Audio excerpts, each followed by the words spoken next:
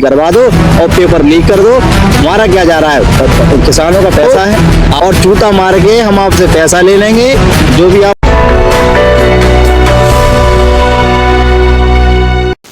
नमस्कार साथियों, आप देख रहे हैं स्टार समाचार और मैं हूं आपके साथ मोहम्मद आसिफ। जैसा कि दोस्तों आपको पता है, आज के दौर में पढ़ाई इतनी जरूरी है और क्या बताएं आपको, बहुत ही जरूरी मतलब आज के दौर में पढ़ाई है।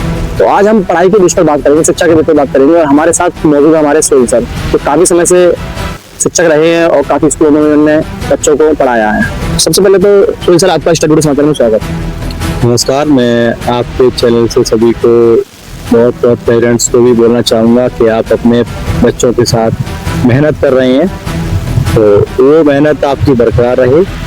मैं आपके चैनल के माध्यम से सबसे नमस्कार कहना चाहूँगा। दोबारा फिर यही कहना चाहूँगा कि आप लोगों की मेहनत जो है वो कहीं ना कहीं रंग लाएगी बच्चों के साथ। सोहेल सर, जैसा कि अभी मैं देख रहा हूँ काफी सारे शिक्षक हैं जो बच्चों के साथ मारपीट करते हैं स्कूल में, क्या कहीं ना कहीं ये सही है या मतलब बच्चों को प्यार से समझाना चाहिए? देखिए, अगर इस पर बात करें तो ये नए नए कानून जो बनाए जा रहे हैं सरकार द्वारा, कह सकते हैं कि जो माननीय मुख्यमंत्री द्वारा एक अभी अपडेट भी दिया गया था कि अगर आप कोई भी शिक्षक अगर बच्चे को मारता है तो उसके खिलाफ कठोर कार्रवाई की जाएगी। तो इसमें कॉन्क्लूजन ये निकल के आता है कि टीचर्स जो है बच्चों को मारेगा ही क्यों। दूसरी चीज यहाँ पर भी आती है कि अगर शिक्षक पर उंगली उठाई जाएगी तो शिक्षक अपना वजूद नहीं बना पाएगा। तो सर, जैसा कि अगर मान लीजिए आप बता रहे हैं जैसे कि मुख्यमंत्री योगी आदित्यनाथ द्वारा तो कानून बनाया गया है जिसमें कि शिक्षक जो है तो अपने विद्यार्थी को मारेगा नहीं। तो विद्यार्थी कुछ ऐसे कुछ शरारत करते हैं तो उस दौरान शिक्षक उन्हें डराने के लिए अगर हाथ पर मार भी देता है तो उसमें कौन सी बड़ी बात है? देखो, ये सब इसलिए किया गया है कि माननीय मुख्यमंत्री जी को पता है कि हम स्कूल में जितने बच्चे पढ़ रहे हैं उनको एक हाथों में चूड़ियां पहनाएंगे। साफ बात यहाँ निकल के आती है, क्योंकि बच्चे को अगर टीचर मारेगा नहीं वो पढ़ेगा नहीं, पढ़ाई उससे होगी नहीं। उनको माननीय मुख्यमंत्री जी को पता है कि अगर बच्चे को पढ़ाई मिलेगी तो कहीं ना कहीं वो हमारे खिलाफ खड़ा होगा। इसलिए शिक्षकों से मना कर दी जाए कि वो मारे ना, और मारेंगे तो उन पर कठोर कार्रवाई की जाएगी। इसीलिए आज देखा जा रहा है कि बच्चे पढ़ नहीं पा रहे हैं। अगर हम बच्चे को पढ़ाई के दौरान कुछ बोलते भी हैं, अगर कोई शिक्षक थोड़ा कठोर तरीके से उसे बोल देता है तो बच्चे घर पे जाके बोलते हैं। तो सर आपसे कहने का मतलब ये है कि जो बच्चे आज के दौर में अपने घर पर जाके बोल देते हैं, अगर शिक्षक के द्वारा डांटा जाता है उन्हें, तो ये क्या मतलब बच्चे का भविष्य खराब नहीं करेगा? भविष्य खराब करने वाली तो ये माननीय मुख्यमंत्री को देखना चाहिए। उन्हें तो पता है भविष्य खराब होगा, उन्हें साफ साफ दिख रहा है भविष्य खराब होगा, लेकिन उनको करना ही यही है। उनको तो पता है कि इससे भविष्य खराब होना ये है कि बच्चे की पढ़ाई पूरी नहीं हो पाएगी, तो उन्हें करना तो यही है। उनका मेन टारगेट तो यही है कि बच्चे की पढ़ाई नहीं हो पाए। तो सर, आज से समथिंग काफी समय पहले चले एक कहावत थी कि मतलब बच्चा जब स्कूल ज्यादा करता था तो जब घर के जो गार्जियन होते हैं बच्चों के, तो वो ये बोला करते थे कि खाल खाल तुम्हारी होगी और हड्डी हड्डी हमारी होगी, जितना चाहो उतना मारो लेकिन हमारे बच्चों को पढ़ा कर दो। इस पर आपका क्या बयान? देखो, पहले इसीलिए पहले के लोग पढ़े होते थे, पढ़े लिखे समाज के थे, और आज का सिर्फ मैं कह सकता हूँ गुड़ गोबर बच्चा है वो सिर्फ इसीलिए है कि उनको पढ़ाई अच्छे से नहीं मिल पा रही है। और पहले के पेरेंट्स भी थे, बहुत स्ट्रिक्ट तरीके से करते थे, वो सुनते थे बच्चे की, लेकिन कभी बच्चे के सामने बोला नहीं करते थे। वो कभी उन्होंने अपने बच्चे के सामने ये नहीं बोला कि हम टीचर्स को बताएंगे तो उसको हम ये करेंगे वो करेंगे, ऐसा कभी नहीं होता था। लेकिन आज के समय में तो ये चल रहा है। मैं खुद देखता हूँ, मेरे पास बच्चे आते हैं तो मैं किसी को अगर बोल भी देता हूँ तो उनके पेरेंट्स हावी होते हैं मुझ पर, या पेरेंट्स हमारे कोचिंग पर भी, मैं भी एक स्कूल का एक शिक्षक हूँ, वहाँ पर भी आते हैं। तो कहीं ना कहीं ये देखा जा रहा है कि पेरेंट्स का इतना सपोर्ट रहेगा बच्चा उतना ही गड्ढे में जाएगा। मैं बस इतना ही कहना चाहूँगा कि जो भी पेरेंट्स हैं वो बस अपनी पढ़ाई, बच्चे की पढ़ाई पर स्ट्रिक्ट रहें। सरकार तो चल रही है, नीतियाँ चला रही है, चलाने तो हमें उससे क्या ही मतलब है। तो जैसे कि अब मान लीजिए अभी सरकार का आदेश है कि बच्चा मारेगा नहीं, तो कहीं ना कहीं टीचर भी ऐसा कर सकता है ना कि बच्चों को आंखों में डरा के रखें। ऐसे जो मैंने कुछ टीचर मैंने देखे हैं कि मैं भी पढ़ा हूँ, कुछ टीचर ऐसे हैं तो बच्चों को जरा सी गलती पर और उठाते हैं, झुकाया और पीठ में घुसा तर्क मार देते हैं इस तरीके से, वो क्या उनको काफी चोट लगेगी। हाँ, वो तो कंडीशन जब बनती है कि देखो डर बन जब सकता है कि उससे पहले अगर किसी टीचर ने खौफ अगर अपने स्कूल में जमाया हो, किसी टाइम पर उसने हाथापाई मारपीट बहुत अच्छी रोल से की होगी, उसी के बाद उसका खौफ है। खौफ जब बन सकता है जब आप पहले मारते हो, उसके बाद आप मारना बंद कर दें। या ये हो सकता है कि आज के टाइम के बच्चे ड्रॉप नहीं जानते हैं। ये मेरा एक्सपीरियंस कहता है, कोई भी आंखों से नहीं डरता है। दूसरी बात ये भी कह सकते हैं कि अगर जब तक बच्चे को मारोगे नहीं, और बच्चे धमकी भी देते हैं।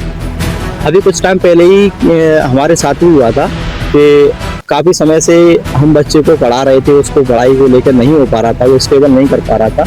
तो मैंने उस बच्चे से भी कहा भी था कि आज हम मारेंगे तुम्हें, तो बच्चे का जवाब ये आता है कि आप हमें जान से थोड़ा नहीं मार देंगे। तो अब आप एक चीज बताइए कि उस बच्चे के जो कहने के जो शब्द हैं वो कहीं ना कहीं तो एक रणनीति से ही मिलते हैं, परिवार से ही मिलते हैं, तो उसके परिवार का सपोर्ट है, इसलिए उस शब्द को बोला उसने। लेकिन हमने उसको ताबड़तोड़ और मारपीट की उसके साथ, ठीक है। ये मैं खुलेआम बोलता हूँ कि मैं बच्चों को मारता भी हूँ, प्यार से भी समझाता हूँ, प्रेम से भी समझाता हूँ, क्योंकि रहता है कि बच्चा पढ़ना चाहिए। हाँ, मेरा मेन टारगेट सिर्फ यही रहता है कि बच्चा प्यार से ही समझे। अगर प्यार से नहीं समझ रहा है तो उसको मारपीट की जाती है, लेकिन इतना मारपीट हम नहीं कर सकते कि बच्चे का मेंटली जो टॉर्चर हो जाए।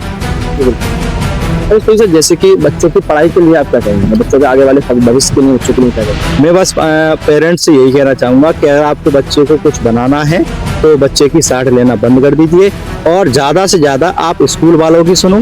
और अच्छा, कुछ एक रूल और भी लागू किया है, मैं आपको थोड़ा और डिफाइन कर दूँ कि माननीय मुख्यमंत्री जी ने एक रूल पास किया था कुछ टाइम पहले कि प्राइवेट शिक्षकों को 17,642 रुपए की जो धनराशि है, वेतन है, मासिक वेतन, वो दिया जाएगा।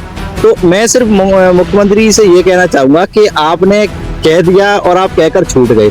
क्या आपने सरकारी स्कूल जो है, आप सरकारी स्कूलों में 70,000, 80,000 रुपये तनख्वाह दे रहे हैं, क्या आपने वहाँ जाके पूछा कि आपने शिक्षक मैं आपको तनख्वाह दे रहा हूँ, आप पढ़ाई क्या दे रहे हैं, आपने कभी पूछा उनसे? दूसरी चीज यहाँ भी आती है कि अगर आप उनसे पूछ नहीं सकते तो आपको कोई अधिकार नहीं बनता है कि प्राइवेट टीचर पर उंगली उठाई जाए। प्राइवेट टीचर पर उंगली आप जब उठा सकते हैं जब आप अपनी तरफ से कुछ करें। आप स्कूलों में फंड दीजिए, आप ज्यादा आप हिमायती बन रहे हैं स्कूलों के लिए, आप फंड दीजिए, महीने पर फंड दीजिए, सालाना पर फंड दीजिए। कभी स्कूलों में जाके ये पूछिए कि आपके स्कूल की व्यवस्था कैसी चल रही है, फीस टाइम से आ रही है, नहीं आ रही है, बच्चों का रूल क्या चल रहा है, क्या नहीं चल रहा है, स्कूल की व्यवस्था सही चल रही है, नहीं चल रही, वो उस चीज पर बात नहीं करेंगे हम। सिर्फ माननीय मुख्यमंत्री योगी जी ने अगर ऐसा फैसला लिया है तो कहीं ना कहीं टीचर के लिए भी तो फायदा है उसमें। देखो, फायदा है, मैं ये नहीं कहता हूँ कि फायदा नहीं है। टीचर की समथिंग मान लीजिए 70,000 की सैलरी ज्यादा नहीं है, अगर आज के दौर में देखी जाए कि सुबह जाना, शाम को आना, पूरे दिन अपना ग्राम करना बच्चों के साथ, बच्चों को समझाना, पढ़ाना, उसके बाद फिर घर पर आना, ठीक है, तो टीचर को भी एक दिक्कत उठाना पड़ती है, काफी परेशानी को दिक्कत देखने पड़ती है, परेशानी हो। तो अगर योगी जी ने अगर ऐसा फैसला दिया है तो कहीं ना कहीं सही नहीं दिया। सही दिया है मैं कह सकता हूँ, लेकिन मैं ये कह रहा हूँ गलत है। क्योंकि गलत मैं सिर्फ इसलिए कह सकता हूँ कि मैं भी एक संस्थान चला रहा हूँ, ठीक है, तो मेरे भी साथ ही ऐसा होता है कि बच्चे फीस नहीं दे पाते हैं, ठीक है। तो मैं ऐसा नहीं है कि ये गलत है, ठीक है, सही है, लेकिन बात ये है कि आप इस तरह से एकदम इनडायरेक्टली कैसे कह सकते हैं, जबकि आप अपने खुद की सरकार सही से नहीं चला पा रहे हैं। खुद की सरकार के आप अपने अंडर में जो शिक्षक हैं उनको आप सही से नहीं चला पा रहे हैं, तो आप प्राइवेट पर उंगली कैसे उठा सकते हैं? आपका अधिकार नहीं है ये कहने का। आप अधिकार जब कह सकते हैं, और मैं तो यहाँ ये देख रहा हूँ कि बीएड करने के बाद, एंट्रेंस देने के बाद, काफी तमाम टेट, सुपर टेट करने के बाद जब आप शिक्षक अपने भर्ती कर रहे हैं, उसके बाद भी शिक्षा नहीं मिल रही है, तो मैं ऐसे शिक्षकों को बिल्कुल नहीं मानता हूँ, और ऐसी सरकार को भी बिल्कुल नहीं मानता हूँ कि वो कुछ कर सकेगी। दूसरी चीज यहाँ भी आता है, प्राइवेट टीचर एक मेहनती टीचर है, वो शिक्षक वो काम करता है जो कि एक सरकारी टीचर नहीं कर सकता। वो सिर्फ वो तनख्वाह पर डिपेंड नहीं रहता है, उसको ये नहीं पता हमें तनख्वाह आने वाली है, उसको बस बच्चे का भविष्य देख रहा है कि बच्चे का भविष्य उज्जवल बने, और मेहनत करता है वो। आप खुद देखते हैं, आप तो पत्रकार महोदय हैं, आप लोग खुद देखते होंगे स्कूलों में जाके क्या चल रहा है, क्या स्थिति चल रही है। हाँ, मतलब कुर्सियां डाल के बैठे जा रहे हैं। अगर बात करूँ तो काफी स्कूलों में, एटा की बात करूँ तो मैंने काफी स्कूल ऐसे देखे हैं जहाँ स्कूल 10 बजे के बाद भी टीचर स्कूल खुल जाता है परंतु टीचर नहीं पहुंचते हैं। वो बात आपको ठीक है, सही है। हाँ, लेकिन प्राइवेट टीचर पर एक बॉन्ड है, और प्रिंसिपल आपकी एक निजी, जैसा कि सरकार नई नई नीतियां लेके आती है, नए नए कानून लेकर आती है, और इस बारे में आप क्या कहेंगे? वो नई नई भर्तियां भी लेकर आती है सरकार हर बार, हर विभाग में नई भर्तियां। भर्ती की बात करेंगे तो भर्ती तो फिर ऐसी है कि आप भर्ती ले लो और जूता मार के हम आपसे पैसा ले लेंगे, जो भी आप फंड देंगे, भर्ती जो फॉर्म भरेंगे आप। देखो, मैं तो कहता हूँ कि गरीबों का पैसा है, गरीबों को मेहनत का पैसा है। आप अगर कोई भर्ती लेके आते हो 100 रुपए से, कोई भर्ती कम नहीं है, अगर मैं 100 रुपये आपको देता हूँ तो मैं अधिकार ये है कि मैं एग्जाम तक बैठूं, एग्जाम देने के बाद उसका रिजल्ट भी मुझे मिलना चाहिए, मुझे पता चलना चाहिए कि मैं कितने गहराई में हूँ। और आज तो ये देखा जा रहा है कि भर्ती करवा दो और पेपर लीक कर दो। हमारा क्या जा रहा है, किसानों का पैसा है।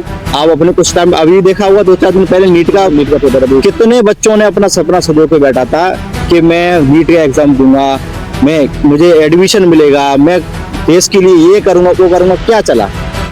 मैं ये नहीं कह रहा हूँ सरकार अपनी भर्तियां लेके नहीं आती है, भर्तियां लेके आती है, लेकिन सरकार का सिर्फ यही सरकार को लगता है कि हमारी सरकार नुकसान घाटे में जा रही है। एक काम करो, भर्ती निकालो, उसको फीस रखो 100 रुपए, 20 लाख भी अगर हमारे बच्चे फीस भरेंगे, ठीक है, हमारा तो भैया कोटा पूरा हो गया और लीक कर दो पेपर। इनका तो यही चलता आया है, पेपर पता नहीं कैसे लीक हो जाता है।